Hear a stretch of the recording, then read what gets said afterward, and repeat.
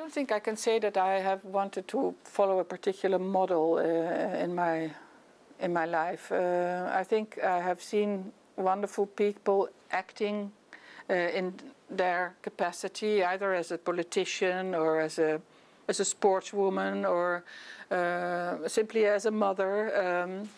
And I think what I've tried to do in my life so far is to pick the best of the best of all these models. But I don't have a particular person in mind or a role model. But I've seen people doing very good jobs in their respective sectors. So I'm trying to combine it all. not sure I'm successful, but I'm doing my best. And of course, in my current position, I meet a lot of people who are highly motivating, inspiring, because they're motivated and they're doing what they can to reach the same goals which I've set for this organization, is to promote children's rights and to respect the children's dignity. And I'm not alone in that respect. There are wonderful people doing wonderful jobs also at universal level in the UN. Special representative of the United Nations Secretary General on violence against children is for me a personality who's doing a great job. I mean, I meet ministers who are committed to make sure that the legislation in place in their respective countries is such that children are protected against violence. I meet fantastic people from civil society, organizations, NGOs who are extremely committed. I'm talking to one, I think. Thank you. And I meet children, and this is very important. And I have my own children and grandchildren, and I think I've learned a lot from them. And you know, I practice what I preach. We need to put a lot of emphasis on the participation issue, the fourth P, because in all the other instruments I've mentioned, we have always worked very much on the prevention, the first P, the protection, the second P, and the prosecution of the criminals, the third P. But the fourth P, the participation of children, this is something where we have to further develop policies and strategies. Because we need their help to define certain policy areas where we are not good enough yet. And I'm thinking of the dangers of internet, mobile telephones, which, as we all know, are wonderful, offer wonderful potential for children to enlarge their knowledge, to create networks and to meet friends, but they can also meet people who are not friendly, far from that. And we need to empower children to realize that the use of internet and similar devices can also put them in danger. So we have to, we have already developed some tools, awareness-raising tools. For instance, for the use of internet, we have developed an online game called Wild Web Woods, which teaches children the internet's safety rules. We must develop more tools, handbooks to teach children and teachers also to discuss these matters in school. So we have a lot of material there, but I think there is potential for further work on our side.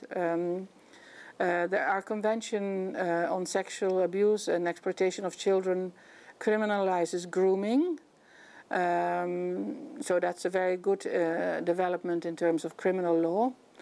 But I think it's important for children to protect themselves, and we need also to work with the industry with private companies, so as to develop devices which would protect children. We need to get them on board as well. So that is what is urgent. But there are a lot of other areas which I want to touch upon. I'm very happy with what we have recently done is the adoption of guidelines on child-friendly justice. There are so many legal texts exist at national, international level, European level, which contain children's rights, but the problem is implementation. It is very important that our member states are given guidelines, which is what they are, to facilitate children's access to justice. Actually, children can go to the European Court of Human Rights because everyone under the jurisdiction of our member states can bring a case before the court, but it's not necessarily the case at national level. Child-friendly justice means access to justice, but also proper treatment in justice. Proper defense, defense by counsel. It has to do with the age of criminal responsibility. All these matters are touched upon in our guidelines. But I said we also want to develop child-friendly social services, taking into account the needs and the rights of children. Child-friendly healthcare. Very important issue. So we have a lot of work to do. But one thing at a time, we are now launching this campaign against sexual violence against children. And that is a very important activity of the Council of Europe. And I really hope that with our campaign, which I expect to be followed up at national level in our member states, we can save children from sexual violence. I'm an optimist, so I like to believe that with all our good work, we will have shown the way for our member states to take on their responsibilities to ensure a better future for our children. And that means that and we have shown this also, that it is very important that you do not deal with issues on a sort of ad hoc basis, scattered approach, deal with this issue when there's a fait divers and take this up as a policy issue. It's important to get all actors together and to discuss how a national strategy on the protection and the promotion of children's rights can be developed at national level.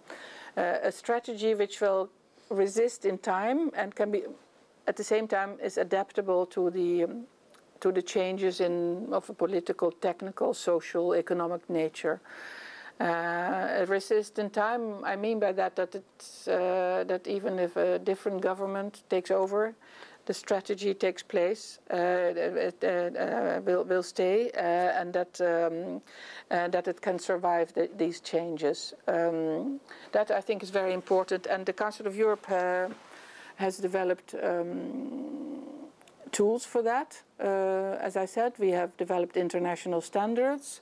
We have monitoring mechanism. On the basis of which we have found good practices, which we share with our member states, our campaigns. So there is assistance in this respect to our member states. We have developed, for instance, on the issue of violence against children, we have developed guidelines on national strategies on violence against children, which does away with this sectorial approach. It covers every aspect of violence, and it deals with legislation, institutions, everything which is needed to have a coherent and comprehensive strategy. And I think that is very important.